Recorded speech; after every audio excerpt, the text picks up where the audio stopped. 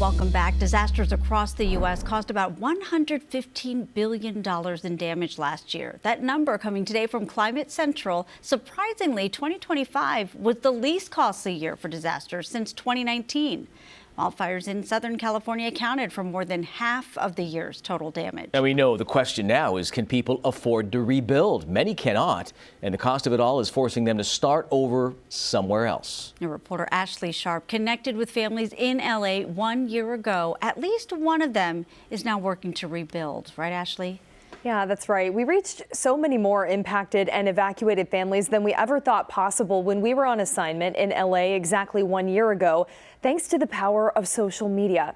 And I reconnected with one of those families who shared that good news that the rebuild is happening now. I can still remember the feeling of like the tiny pebble gravel cement in the entryway. You know, there was this swimming pool in the backyard where my mom learned to swim. Katie Cruikshank's family was the only one to ever live at 696 East Calaveras in Altadena. 75 years of memories. My daughter, who's 5, will never be able to go there and swim in that pool and feel that feeling under her feet. Where each corner of the home echoed the story of her grandparents after they passed. The house was full of knickknacks and trinkets from their travels and their life. As the Eaton Fire ripped through Altadena 1 year ago. And I was just trying to find some mention of my grandma's street. When I saw that you guys are there, I was like, oh my God. Katie saw a post of mine reporting on TikTok in the area and asked in desperation if I could see if their home was still standing. I just want to show you and tell you I'm so sorry. It's gone. That video went viral and hundreds of requests poured in from evacuated homeowners asking us for the same clarity. Myself and Good Day photographer Dave Grasshoff drove to dozens of homes in our free time from TV assignments. But yours has survived. We never thought millions of people would watch those videos, and that wasn't the point.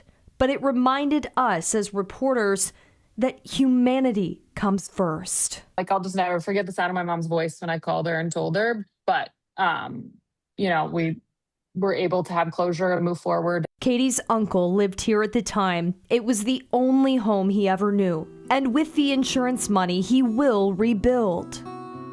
Today, this sketch, drawn by an artist who brings homes lost to the LA fires back to life for free, is now one of the only images in existence of 696 East Calaveras, where from the rubble of a decimated community, hope rises.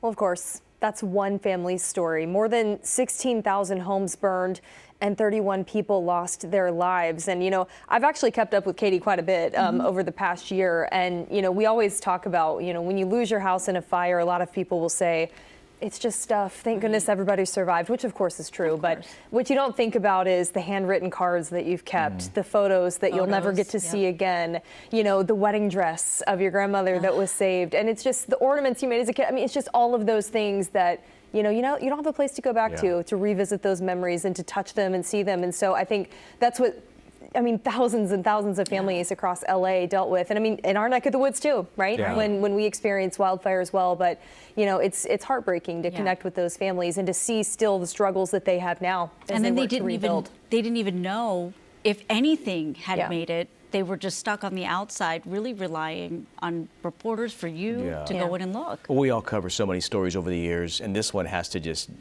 stick with you personally. Yeah. Natural disasters do that, you know. I mean, tornadoes that I've covered, wildfire. I mean, it's truly something you never forget, honestly, and it has an impact on you. But for people who say that local news doesn't matter, see stories like that, because it definitely does impact people. Yeah.